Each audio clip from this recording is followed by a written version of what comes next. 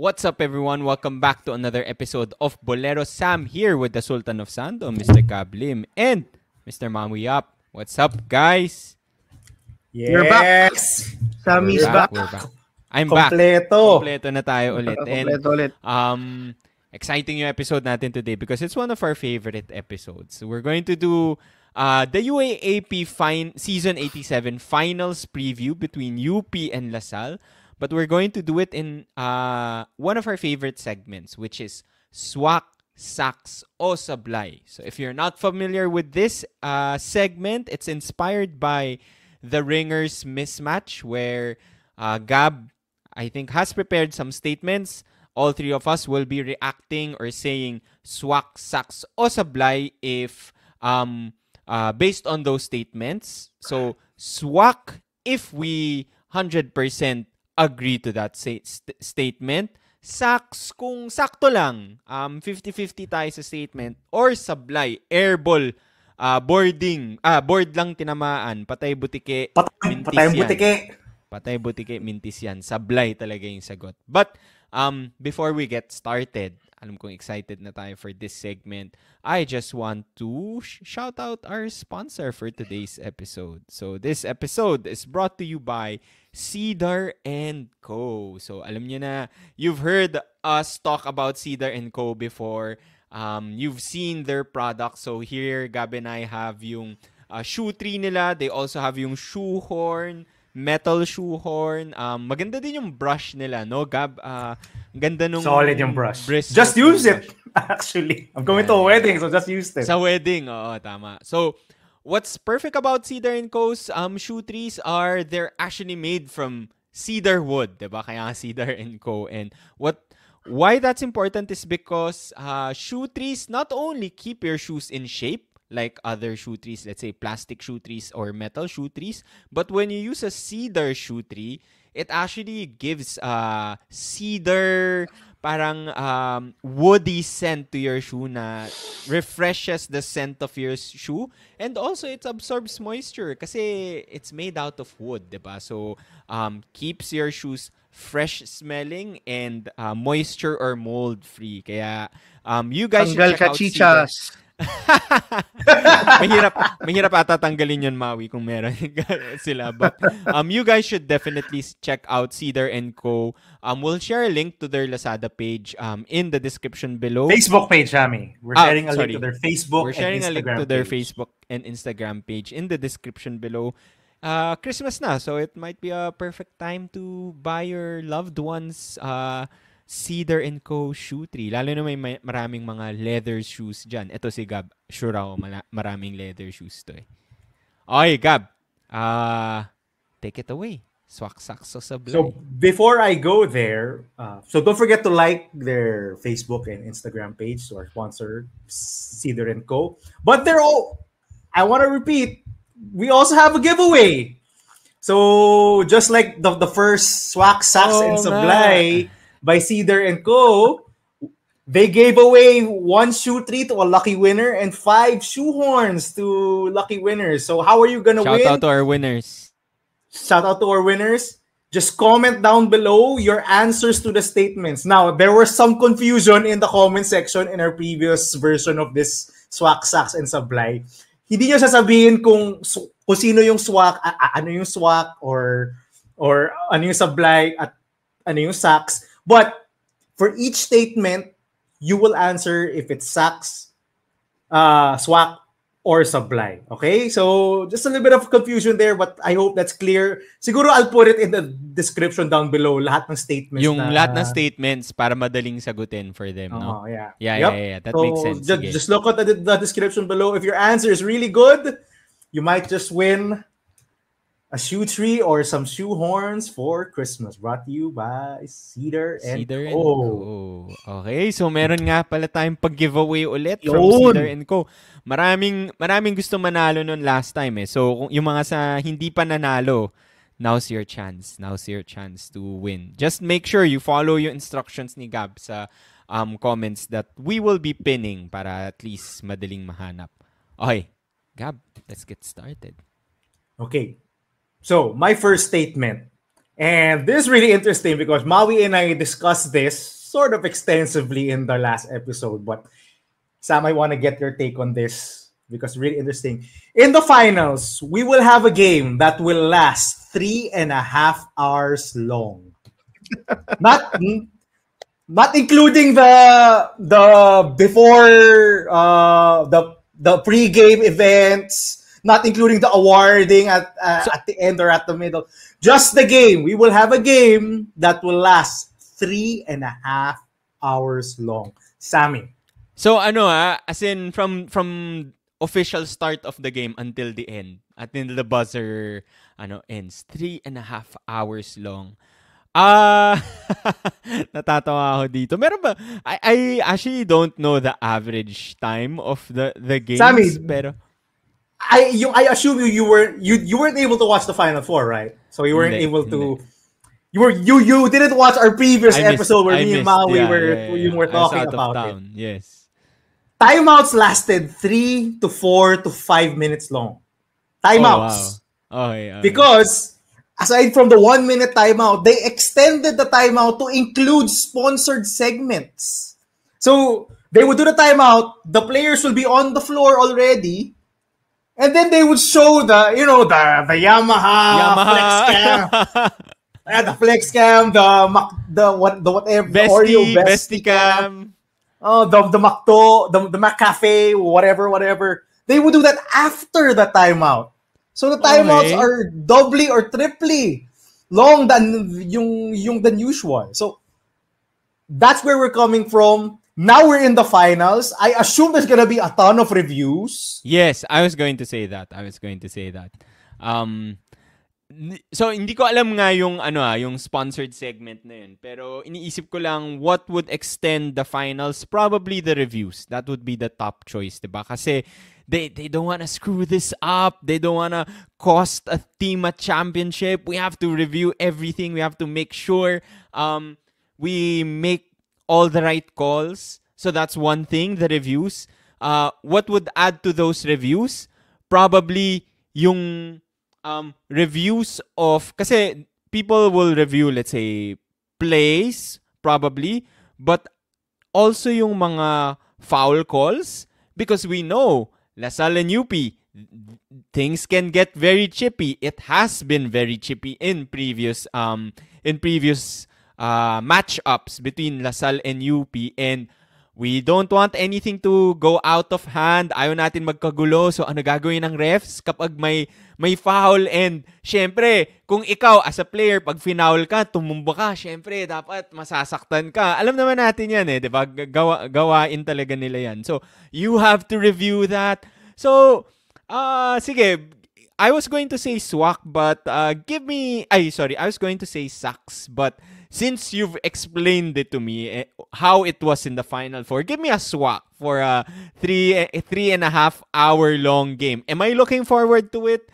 I'm not sure. Lalo na tayo, nakatayo lang tayo pag nanonood tayo eh.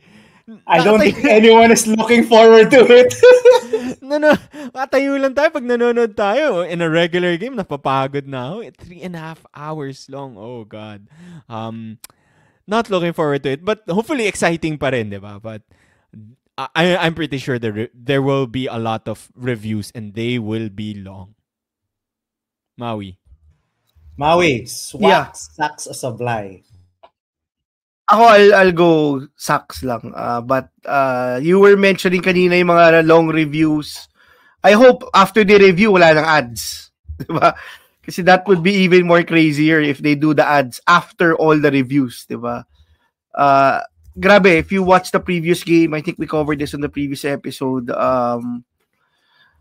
it's crazy how they let the players just stand up for 2 to 3 minutes, not doing anything and just waiting for the ads, diba? If you watch NBA games have lots of ads and lots of gimmicky ads, diba? And they do it precisely when the timeout is called, diba? And they maximize that time to really use it for the sponsors. It's crazy how the UAAP did it during the Final Four. And I would say sucks just because siguro marami ng fans nagreklamo, siguro marami ng bumulong kay Commissioner Javi Luna That's a good point. Because of that Final Four game, siguro narinig nila yung reklamo namin ni Gab, but I'm hoping, I don't want to say Swak, kasi I'm hoping we don't see a game start at 5:30 and end at 9 p.m. That would be just crazy.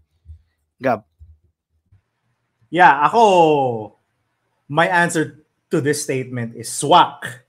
Parang yung scent ng Cedar Co shoe 3 sa sapatos mo. Diba? So, ako, I think, yes, we will get a game that is 3.5 hours long, not including the pre-game commentary and and whatever warm-ups. We will get a game that's 3.5 hours long. And my, let's say my reference for this is the season 85 game 3 between Ateneo and UP. That whole telecast was around, I'm looking at it right now, Pilipinas Live, was 3 hours and 48 minutes. That was including the pre-game plus halftime and the post-game awarding and interviews. But that took around an hour. So around 3 hours and 5 minutes the game took. The UAAP season 85 game 3 UP Ateneo took around 3 hours and 5 minutes. Now, there were a lot of things that happened, a lot of reviews. The reviews were longer back then. Mm-hmm. Okay? So, I think reviews are quicker now compared to season 85. To be fair, yes. Oh. But they weren't doing this 3 to 4 minute timeout thing. Grabe talaga.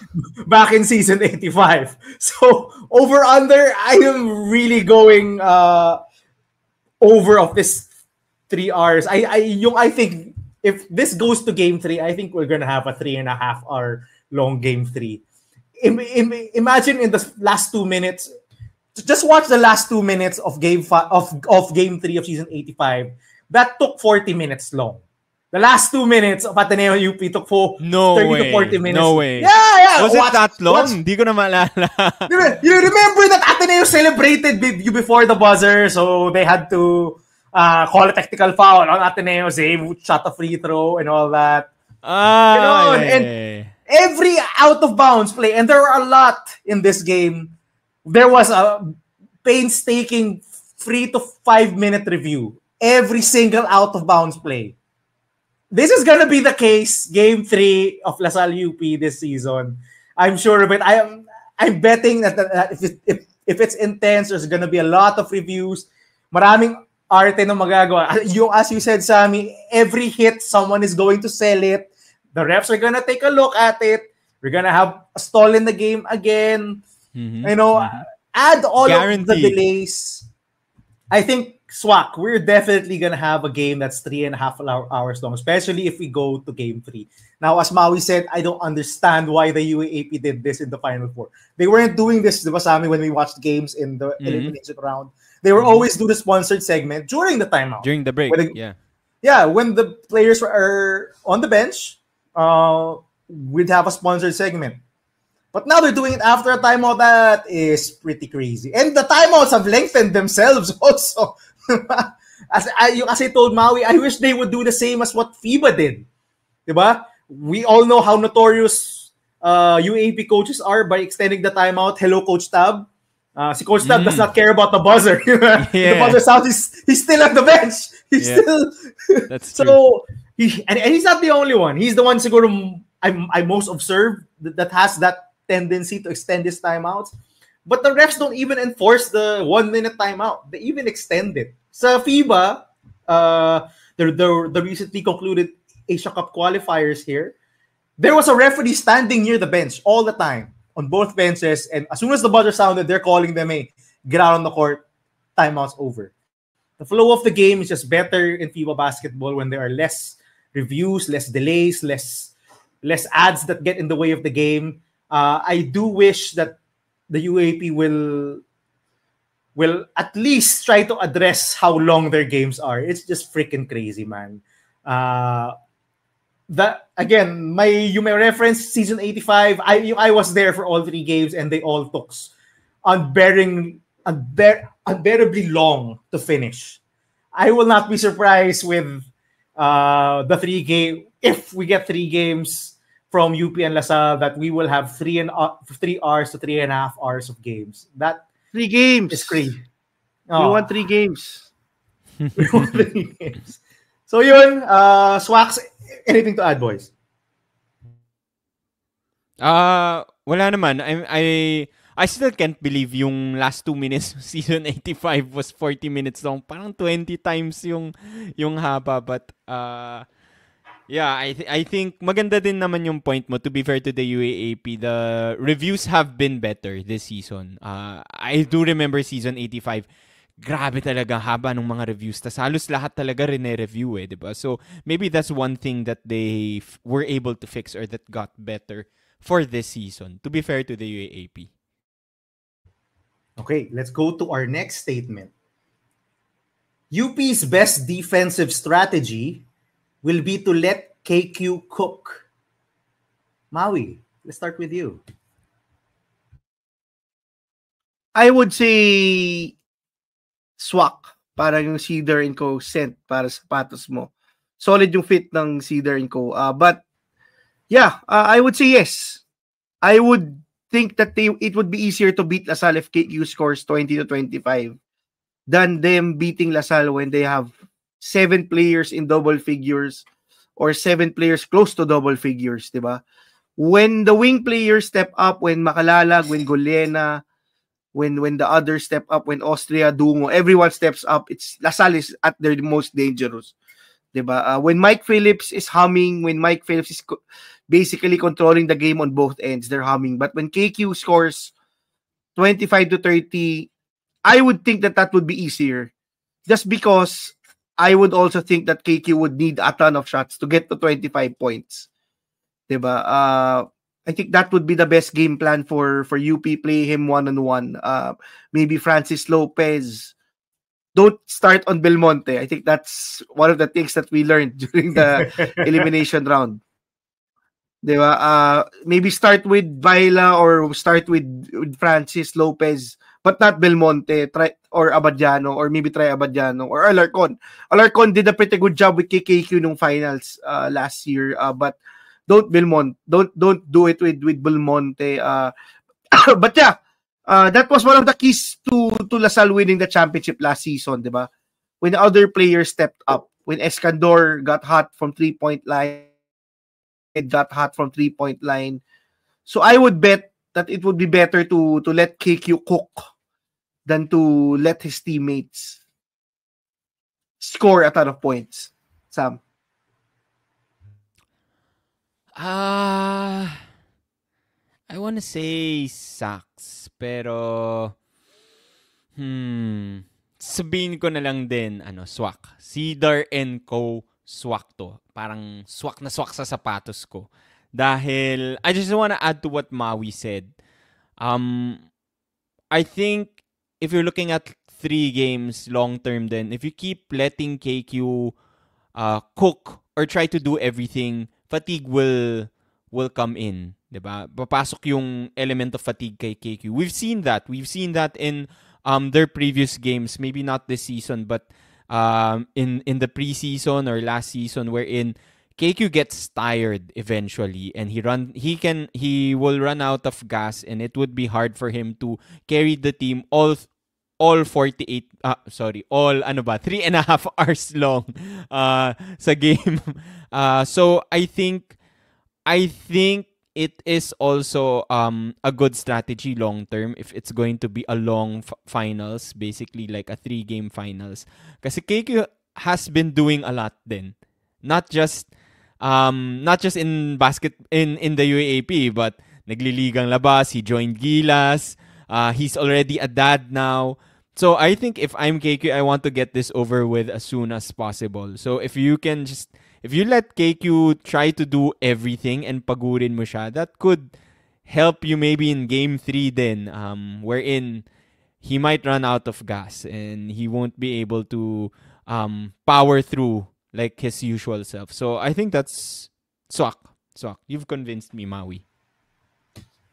Okay, my answer for this statement is Sax, because it will depend on the manner in which KQ cooks. If KQ cooks and hits 12 out of 15 shots, I think LaSalle will be in a very good position. Lalo na 12 out of 15. Ma-shoot yung tres niya, di ba? Yung 3-point shooting niya, not if he that goes good for this 40, year. siyempre if he goes for 40, iba kwento nun. Oh, if he goes for like 30 plus points and he takes like 15 field goal attempts and he's perfect from the line, I think LaSalle will be in a very good position to win that game. Now, if he attempts like 25 and makes less than 10, if he's inefficient in getting in cooking, in scoring, then I think UP will be in a very good position. Because in their first round encounter, KQ at 20 and 10, and I think 5 assists. I forgot how many assists he got. But he scored 20 points. But he didn't necessarily take that many shots. He didn't necessarily cook or was running the offense through him all the time. But I do think that UP, to an extent, has to shut down the others. Because they are I believe, they are what makes DLSU unstoppable. When you sabi nga ni Maui, when guys like si Makalalag is hitting shots, when VJ David is hitting threes, Mike Phillips, Mike Phillips, Game Shark Mike, if Goliana is getting drives to the basket, if Boris Marasigan is getting points off the bench, if the others are contributing, LaSalle is near unstoppable, in my opinion. So I do agree to a point to let KQ cook, but if you let him cook too much or he's so efficient in cooking your defense, I don't think that's going to be the case. I do look forward. I think Coach Cole is not messing around anymore. He did start Francis Lopez on Motongkara. I do expect that Francis Lopez will start this game, and I do hope he starts on KQ. No more fooling around, Coach Cole. Tama na. It's time to bring out your big guns. Francis on KQ, start of the game, and whenever match KQ's minutes. Whenever KQ enters the game, put Francis in.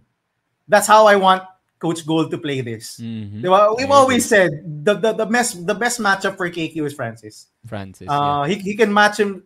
He's the only one tall enough and athletic enough and long enough to contest KQ's very high jump shot. Diba, alam mo yun, remember against Ateneo or against NU or UST, whenever he cooks, when his jump shot is on, no one can block it because his release and his jump is so high. Francis is the only one with enough athletic ability to contest it. So I do want to see that. I do want to see a match minute for minute KQ and Francis. Now it depends, of course, if Francis gets into foul trouble again, like what he did in UP LaSalle round 2. Now that's a different story. Maybe you have to go with Aldos. I agree with Maui. Putting in Belmonte is gonna spell you a ton of trouble. I don't think you should play much of Belmonte here. I don't even think and unless it's for emergency situations, I don't even think Belmonte should come off the bench. If KQ sees Belmonte, woo, that's gonna be barbecue chicken, baby. Barbecue chicken. It's fried chicken. KQ's gonna eat. So yeah, sucks. Okay, let's go to our next statement. 3-point shooting is the most important stat in this series. Sammy. 100% Cedar Co. Swak. Swak na swak sa sapatos, swak na swak yung Cedar scent. I think, Gab, you've been talking about this since game 1. Prior to game 1, I think we did a preview of the LaSalle versus UP matchup. And sabi mo, whoever wins the 3-point shooting will match up. And dapat medyo significant naman yung panalo ng 3-point shooting, will win the game. And I think that has been one of the main keys sa matchups na to. Both teams can get hot sa 3-point shooting. I think it could spell the difference between a win or a loss. Let me just check. Yeah, I think even in round 2, panalo LaSalle, although 5 versus 3 lang. 5 versus 3 lang. Maui, go ahead. Yeah. Actually, off-air, even before Gab entered our stream, kanina, Sammy and I were talking, I think this is the most important stat of them all. If you look at probably the matchups that matter, probably the last 7 matchups, even the off-season, if you add that, 3-point shooting almost always spelled the difference, diba? Maybe that was not the case during the second round game, but all the other games, it was, diba? The season 85 finals, season 86 finals, that was the case. Diba? LaSalle has been dominating UP in perimeter points.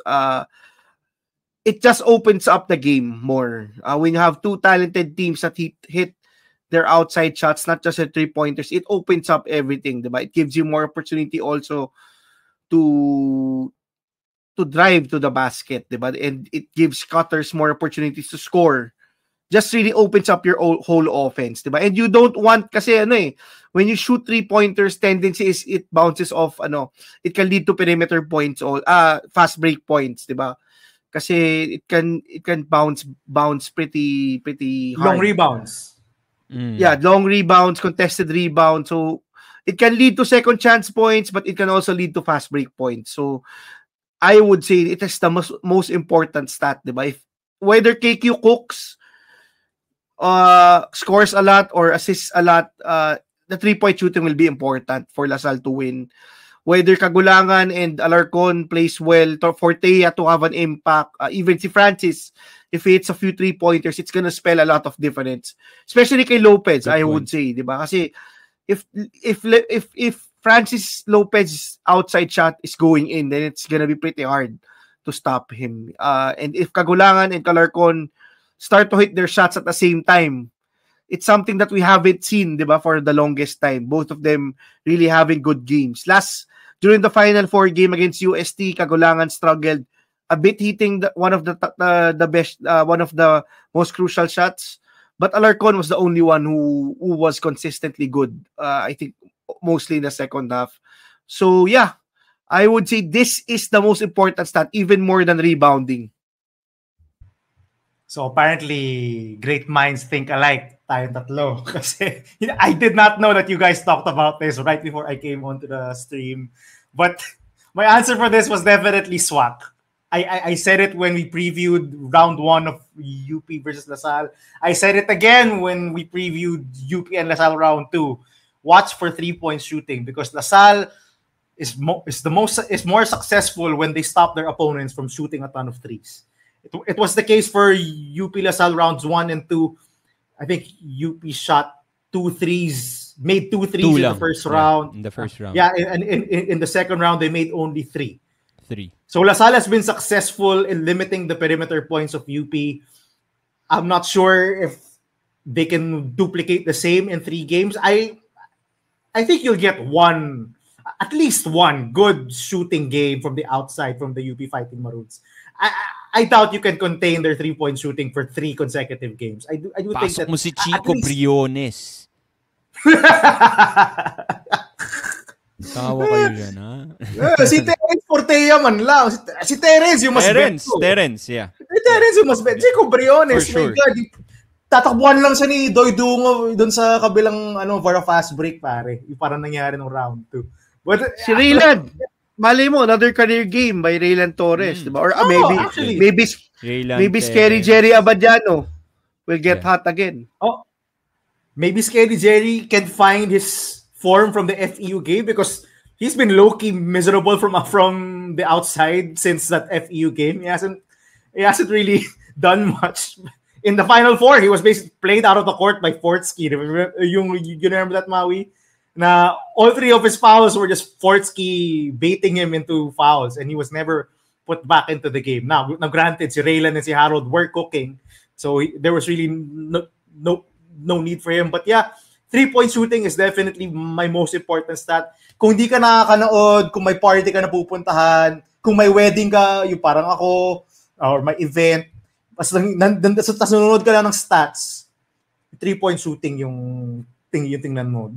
That should tell you how good or how bad the game is going for each team. Okay? All right. Let's move on to our next statement. My next statement. Actually, UP should run the offense through Harold Alarcon and let JD be more of a distributor. Swak, Sax, o Sablay. Let's go with Maui. You first. Yeah. Actually leaning towards Sax, but I would say Sablay. I still think that that the UP is at its best when JD Kagulangan has the ball in his hands, regardless if he's in a cold spell or not. Just him setting up the offense, that's when they are at their best, diba? Alarcon can play off ball. We know that. I think he's also at his best when he plays off ball. Although recently that has not been the case, diba? He needs the ball in his hands. But I would still think that JD has to be the first option to set up the offense. You can see the drop off when it's Felicilda. Nothing against Felicilda, but you can see the drop off, and it's one of the main reasons why we were baffled, why we were confused as to why JD was not playing the bulk of the minutes during the previous finals, diba? And why he was not even on the court during the most important parts of the game, diba? Who takes the most important shot? It's still JD, even if JD is 0 for 10 or 1 for 10, diba? That there's a reason why that's the case. I think UP is still at its best when Kagulangan has the ball in his hands. Kasi Alarcon's playmaking is not as good as crisp as JD Kagulangan's, diba? Yep. Especially when you have players like Lebron Lopez who are easy lob threats, when you have players like UMB who seal to the basket and try to get easy points. The point guard's job is the most important job in the UAAP. I think I've been saying this, we've been saying this on the podcast for the past 2-3 seasons. The most important thing is to have that point guard and to have a decent FSA or big man. And that's why I think Kagulangan is still the best option. Sam. Yeah, I agree. But siguro I'll say Swak tuloy. I'll say Sax na lang. But I do agree with your points. Siguro for me, why Sax is it also depends on the situation. Harold, we've seen Harold cook when the ball is in his hands. So it really depends on how hot Harold Alarcon is during the game.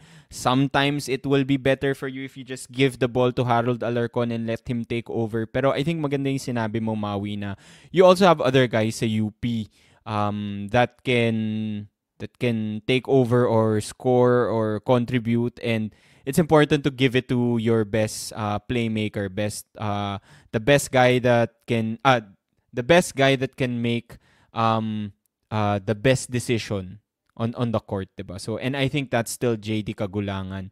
I like your point then on him taking the game-winning shot. But Harold is not a bad second option, or Harold is not a bad other guy, diba? 1B or 1A, 1B. So, probably in certain situations or certain games, you might want to give it to Harold, but most of the time, it's going to be with JD. All right. I agree with Sammy on this. I'm Sax. Now, the reason why I put this statement here is because we've seen that in order for Harold to have a high scoring or a good game by his standards, a great game by his standards, actually, JD essentially has to be passive.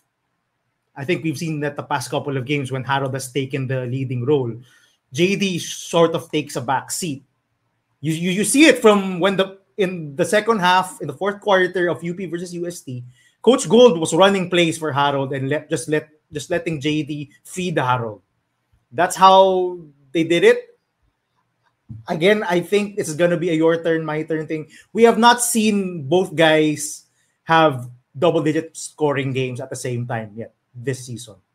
It either has to be one of them. But I think my answer for this is Sax, because I think it can't just be all Harold. It has to be a mixture of the two of them. Both of them have to cook at certain degrees. They are both of them are the best playmakers, shot creators on this team. I think that's that is proven now here in season 87. We weren't sure of it in season 86. Well, actually, we were sure of it. Si Coach Gold lang siguro yung hindi sure dun sa season 86. But now we're sure of it. It's these two guys who are 1A, 1B, or 1 and 2, if you want to call JD yung number 1 option. But these two guys are the best shot creators on UP. Diba? And I think you have to get good to decent games out of both of them. It can't just be Harold scoring 20 and JD is 1 of 9 from the field and he's not. Yeah, he has 6 or 7 assists, but he's not scoring a bunch. It can't be that way. I do think the both of them have to, take turns managing the offense. And scoring the basketball and feeding other players. I do think that has to be the balance that UP has to figure out. Because if you remember, round 2, LaSalle UP, JD cooked, but Harold was absent. He had 3 points, was 0 of something from the field, didn't do much. So, never talaga sila nagsasabay. And for me, I think, given the trend of their past 2 matchups, kailangan magsabay sila. That's just for me. This is sacks for me. So, any thoughts? Yeah. I think that's gonna be one of the keys to the game for UP, diba? Kasi they're more dangerous when both of these guys cook at the same time, which we haven't seen in a very long time. Maybe season 85 pa yung last time or season 86. Right now, parang I can't remember the last time that we've seen them cook at the same time. But to match up with all of the wing players, all of the guard players of LaSalle, UP has to show that they have the best backcourt in the UAAP. Diba? They have the best guards. Very important. I think they've been outplayed. Diba? Si Kagulangan was the only one who showed up during that round 2 matchup. And with the way that Harold's been playing the past few games, I think it's time for him to cook and maybe get the bag like Kagulangan, hopefully. Actually, I would be very surprised if no one offers Harold Alarcon any sort of contract after this season. Okay, let's go to my last or second to the last. I still have a few more, but we can leave it. We've been talking about UP and their offensive and defensive strategy. Let's go now to LaSalle. Coach Topex has to go with KQ at the 5 for longer stretches in this series. Sammy? Alam ko na sagot mo dito, Gab, Swak. Feel ko yun yung sagot mo eh. You've been a proponent of this, so siguro I'm gonna swerve a bit and say Sacks. I do love that lineup. We've seen it work effectively. I think yun yung naging lineup niya nung nag-run sila. Anong round ba yun? When they had round 1. Round 1. NU. First game. Yeah, exactly. When NU lost their big man.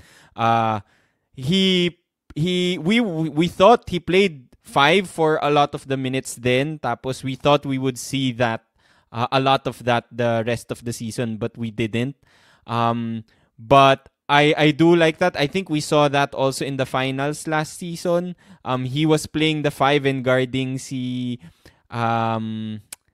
FSA ng LaSalle ng UP si Diouf yun. Malik. And it was very effective. So it was effective. So I think we should see more of it. I think it would be a good change of pace for them also. But it also depends sa matchups kasi QMB is also there, and I think when they see smaller guys guarding QMB, they like to feed it to QMB in the post. So I think it will also depend. So depend on the matchup. So Sacks lang for me. Maui, should they go to KQ at the 5 more? I would say parang secret lineup for Topex. Exactly. Desperation lineup. So I would say Sacks. I still think that they would need Mike Phillips to have a big series, diba? To contain also QMB. Diba? Kasi I don't think any one of us or even the LaSalle community has trust with Henry Agunane anymore, di ba? So I don't know if he's gonna play a ton of minutes. I love how they've used Raven Cortez in games that Agunane has been ineffective. But I think that Mike Phillips will has to cook or even has to just match up at the minimum si QMB for LaSalle to have a good chance to win the championship.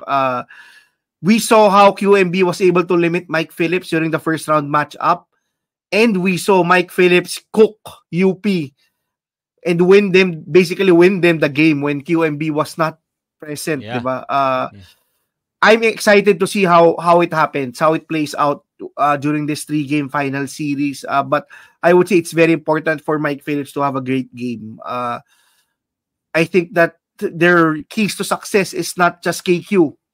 Unless if KQ has a Terry Ravenna type of finals where he probably scores 28 points, has 9 rebounds and 9 assists.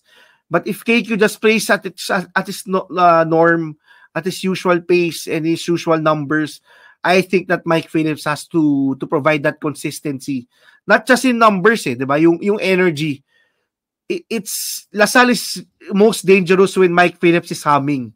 Kasi everybody feeds off the energy, di ba? Players like Guliena, players like Makalalag, players like Austria. Iba when they get that energy when we're fired up. So I think that maybe this lineup is that lineup when LaSalle is struggling. Or maybe to get KQ going. Di ba? They decided to use him ala Jokic, a 5-man who scores and play make. So yeah, but I wouldn't be surprised to see it. Maybe in game 2. Maybe not in game 1. Maganda yung sinabi mo, Mau. Parang secret lineup lang. Parang sa football, diba? Special teams. May mga special teams sila. Well, ako yung mag-swerve compared sa inyong dalawa because my answer is Swak. Parang yung Cedar Co shoot. Sabi ko na nga ba eh. Sa sapatos mo. Siyempre, I do like the KQ at the 5. They went to it in the second quarter of UP LaSalle round 2. When they put KQ at the 5, it's Gani Stevens was the one on him, and KQ was like, "Oh, give me this any day." I think he took a step back 3. He drove on Gani Stevens, step back. Gani was not able to keep up, and he hit a step back jump shot. And basically, Coach Gold pulled the plug, put in Aldos again. I think you will see it a lot, especially if QMB is like dominating or is rebounding the heck out of the ball or is just protecting the paint at will. Because if you force QMB on the perimeter, which he has shown he's not that comfortable with, this is the reason why they put Lopez on Motongkara in the Final Four and not QMB, because he's not comfortable on the perimeter, yung defending in space. If you put him on, if KQ sees like a Gani Stevens, Ododo, or QMB on him, I think that's a time for where KQ's gonna cook. He's gonna expose matchups. He's much quicker and faster than those bigs. So I agree with you, Maui. I think this is gonna be like short stretches, but I don't think it's gonna be like for 1 second quarter stretch where we see KQ at the 5. I think you will see more, maybe a 2 to 3 minute stretch in the third quarter just to expose UB, get UP to change up their defense for a while. You know, if they're pressuring a ton in the backcourt, maybe get a smaller lineup there, speed up the game, let them get a ton of easy baskets and easy threes. But I do think that Coach Topex will go to KQ at the 5 more in this game. Raven, for Raven and Henry, I don't think they're gonna be heavily relied upon. I think it's gonna be a ton of Mike Phillips versus QMB, which goes to my last statement for this Swak, Sax, and Sablay. QMB versus Mike Phillips is the most important matchup of this series. Maui, ito muna. I would say Swak. Parang yung Cedar Co fit sa sapatos mo and Cedar set para sapatos mo. I just think that both teams really feed off of these two. Diba? If you want a championship game where everybody is fired up, these two are the two people who have to shout in the huddles, who have to dive for loose balls. Both of these teams look different when these two players are playing at their best. Diba? I think that raises the ceiling for both UP and LaSalle. We saw how Mike Phillips was able to dominate a few games during the second round. We've seen how QMB has been able to put a stamp on games, especially on the defensive end and on the rebounding end, offensive rebounding end. It's just different when these two are clicking. Diba? I think they're more dangerous. If they get a ton of offensive rebounds, you get easier baskets. You get open three-pointers. Diba? You can break down the defense easily. If you can control the paint, then you can lessen easy baskets also. Grabe. I can't believe that si Coach Topex has run with Mike Phillips. Yung nagpo-full court press si Mike Phillips. That's another thing that they unlock, I think, in the second round of the UAAP. Another thing is Coach Gold has also been going to QMB more in the post. But that's true.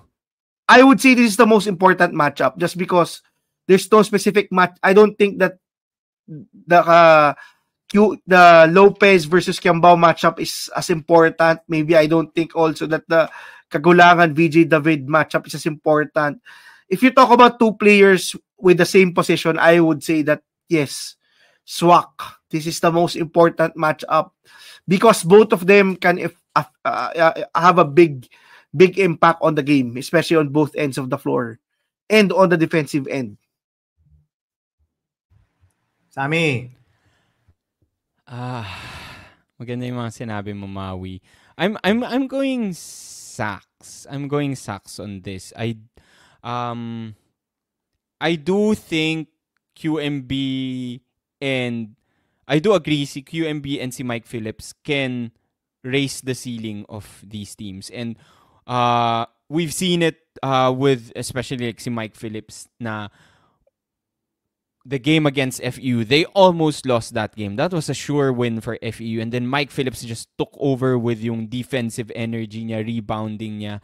Game Shark Mike nga, diba? So, he really raises the ceiling for this LaSalle team. So, if everybody else is, let's say, performs up to expectation, whoever performs better between QMB and Mike Phillips will probably help their team win the championship. Ganun sila ka-importante. But I'm just going with Swak because I do think the other matchups are also could also be important. I think hindi natin masyado na-mention lang natin siya kanina about guarding KQ, pero maybe not like talagang head-to-head matchup between Lopez and KQ, but Lopez stopping KQ is going to be a huge thing for this matchup. And we've talked about it kanina. Lopez is the best matchup for KQ in terms of someone that can guard yung athleticism and size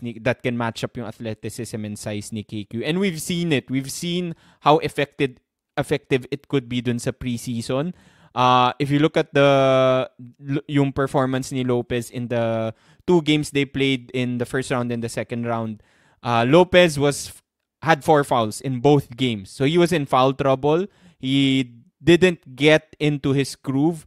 So I think that could be a factor. I'm expecting Lopez to be better with his emotions, to be a better defender and play more minutes in the finals.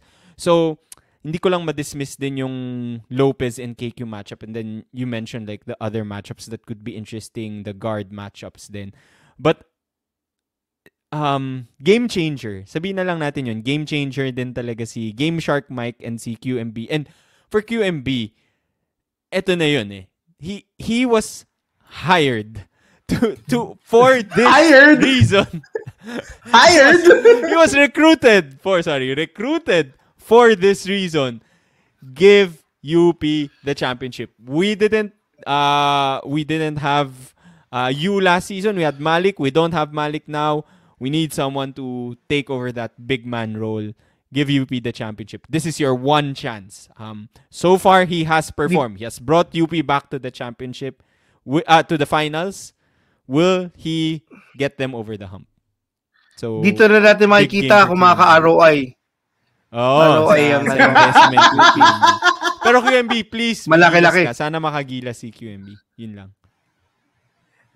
I can't believe it. I think magkaiba tayong tatlo ng sagot because my answer for this is Sablay. I do think the most important important matchup is not QMB versus Mike Phillips. It's JD versus his buddy, VJ David.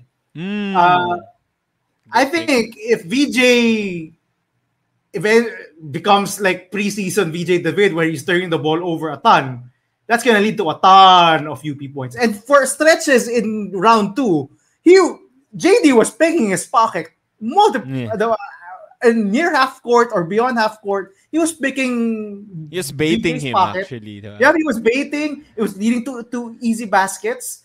And I know UP likes it when you turn the ball over because they love those fast break points. They love those points of turnovers. They love taking advantage when you're sloppy with the ball. Diba? So I think VJ David is going to play a vital role in this series. And let's not forget. Remember, we were all talking about the point guard problem that LaSalle had before round 1 of UP and LaSalle. We were all... Diba? We basically forgotten about it. So sa preview natin ng UP LaSalle round 1, we were gonna ask who's the point guard that's gonna step up? Is LaSalle's point guard problem gonna be a thing? Since VJ David when he exploded in that game in round 1, no one has ever talked about the point guard problem of LaSalle again. We were like, okay, this is solved. It's VJ David. And he showed it also in round 2. Despite those turnovers against JD, he did provide solid baskets. He scored in double digits, scored a ton of clutch points at the end of that game to seal the victory for LaSalle. I do think that they need a decent to big VJ David game. On the other end, it's JD. If VJ can just hang with JD and not let him, be that engine for prolonged periods of time, he can just take him off his game a little bit. I think that would spell a big difference for LaSalle. I think it'll spell a big difference also for UP if JD is not on his usual self. It's not like his usual self. So I know everyone is gonna point to the QMB Mike Phillips. It's gonna be that's obviously the most exciting one. Diba? How many blocks is QMB gonna have on Mike? How many dunks is Mike gonna have? It's the more exciting one. KQ versus Francis, of course, the big time forwards matchup. I know a lot of people looking for that, but for me, the most important and the X factor matchup of this series is JD Kakulangan versus his buddy VJ David. I think it's gonna be great. We'll see how much they force each other into turnovers. They do like to engage in a bit of trash talk themselves. They are a bit of friends, so I love to see that. So I can't believe it na for the last statement na magkaiba yung ating sagot. Sakto. So, done na lahat ng statements ko. Siguro let's end, Sammy Maui. Ano yung ating predictions? Dito tayo masusunog eh. I think we're all kinda unanimous that this is gonna go 3 games. I think we all want this to go 3 games. We're all praying for 3 games. Yeah. It's just for more things to talk about, for more episodes, more podcasts. So, I'll go with you, Maui. Ikaw ang the prophet, pare. What's your prediction for this finals? Ako, diba, it's crazy kasi during the preseason, LaSalle was not able to beat UP. But during the regular season, UP wasn't able to beat LaSalle. But I would say I would go LaSalle in 3 games. And we were talking about KQ, letting KQ cook, diba? And me saying that it would be best not to let him cook I would say that KQ is fired up and wants to have a 30 Ravenna type of finals. I think he wants to have a 25-8-8 type of finals to stamp his legacy in the UAAP. He's gonna get his back-to-back MVP during the second game. I would think that he will have one of the best, if not the best, finals performances. If it's not the case, then maybe UP can steal this championship. Maybe masusulit nila yung ROI with QMB as a one-and-done player, but I would bet that LaSalle would win this in 3 games. They've just looked like the better team, the more consistent team between the two of them, especially since the end of the first round. I've loved what I've seen with LaSalle supporting cast. I've loved how si VJ David has stamped himself as a starting point guard. And Ramiro has still played decently. Despite coming off the bench and being a Division 2 or Division 2 player, diba? He's accepted the role. I love how the team is more sure of themselves. But at the end of the day, anything can happen. I still think that UP has the deeper team. I still think that 1 to 16 UP has the deeper lineup, has the more talented lineup, has the bigger ceiling. It will all depend on the star players. And KQ will, without a doubt, I think, have a better finals than last season. Sammy. Sige, ganito. I wanna swerve. If it gets to game 3, give me UP. If it gets to game 3, give me UP. So, kung mag-game 2 lang, it's going to be a LaSalle sweep. Pero if it gets to game 3, give me UP. I think merong underdog mentality tong UP. Underdog. Ito na naman tayo sa underdog issue. May chip on their shoulder. They're out. Hindi. I think for the first time before, yes. They are the underdogs. Legit underdog sila. So, I think they have a chip on their shoulder. They're out to prove something.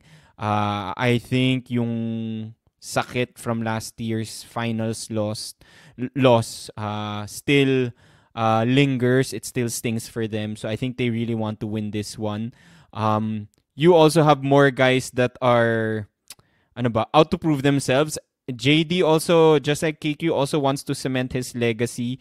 And alam natin si JD, for sure, 100% graduating na talaga. Wala nang questions about it. So time this is the bullet no? Hindi siya yung nasa harap sa mag-alma mater. Nas lahat tayo ulit. Ha? Hindi na mag-graduate si JD. Exactly. So, I think si JD is out to prove himself. QMB is a one-and-done guy. We've mentioned it. Ito lang yung sole purpose niya is to help UP win the championship.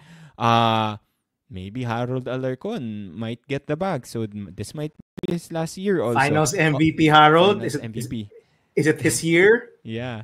And the entire season, si Coach Gold has been toying with his lineup. But the past few games, wala nang ganun. He's not playing around. He's playing his main guy. So I think that's going to be a big difference for UP matching up against LaSalle. Lastly, on the LaSalle's end, honestly, I think LaSalle is like really, really good and they're scary, and I wouldn't be surprised if they sweep this finals. But maybe all the distractions finally creep in. Diba? Ang daming distractions about LaSalle. Actually, on court, walang problema LaSalle. They're the perfect team. Off the court, there are a bunch of distractions, especially distractions around their star in KQ. So maybe this is it. It finally creeps in and costs them the championship. We'll see. So if it gets to game 3, give me UP. You know, last year, I do remember I picked UP to win it. And I was burned by the UP Fighting Maroons. There's a lot that tells me the UP has found the solution to finally getting over that hump and taking back the championship. We saw it in the past couple of games. Coach Gold finally tightening the rotation. Yep, putting in his main guys. There are signs. But I have to go with the better team with the best player in the league. I've said this since the Back-to-back preseason. MVP. I think we were in Navs' podcast, all three of us, yung with Nico and Navs, and we did say na I did say na I think LaSalle is poised to win it all just because of KQ. And I still firmly believe that. I think I was in Nav's podcast again from the middle of the season. He asked me what my prediction was. I still said it's gonna be LaSalle. I'm sticking to my prediction. It's gonna be LaSalle. They in both games against UP. Now, granted, yeah, UP was without JD in the first game, was without QMB in the second one. But LaSalle has just looked like the better team all throughout the season. Maybe yung nung NU game at ng UE game lang sila na yung nagpakita ng nagpabaya sila. But all throughout, especially the second round, no, when they are sharing the ball like this, they are so unbeatable. Except when they miss their shots. Hello NU. Thank you. But I think Mike and QMB are gonna cancel each other out. They're essentially the same player. Essentially, si Mike lang siguro mas flashy, but essentially they do the same things. They grab rebounds, protect the rim, and score in the paint. JD and VJ, I said this is the most important matchup. I think they're gonna eventually cancel each other out and defend each other. It's really gonna be up to KQ. And how much does Francis Lopez keep himself out of foul trouble in order to defend KQ? Because if it's going to be Terculas, Harold, or God forbid, Belmonte. KQ is just going to eat them alive.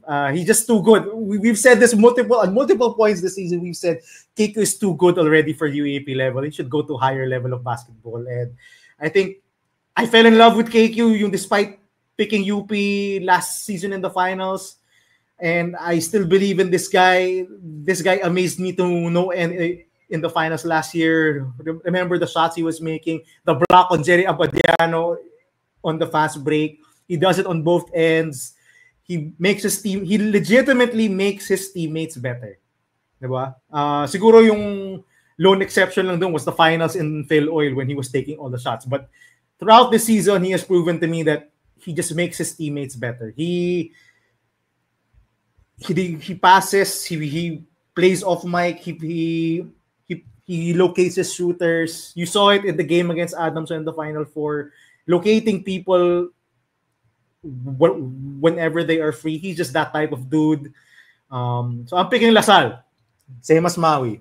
Sam, ikaw lang nag-iisang UP for time to get the bag. For KQ, Alarcon, Kagulangan, JD. Yeah. Okay. So that's it for today's Swak, Saks, or Sablay episode sponsored by Cedar Co. Don't forget, Cedar Co. Is giving out merchandise. So, merong isang mananalo ng shoe tree and the others who win a metal shoehorn. So, check out the comment section below. Gab will list down the statements that we talked about today and then share with us your answer to the statements and use the hashtag Cedar Co. Hashtag Cedar Co. Hashtag Cedar Co. So, that's it for today's episode. See you again next time. Kita-kits sa finals. Bye-bye. See you. Ingat.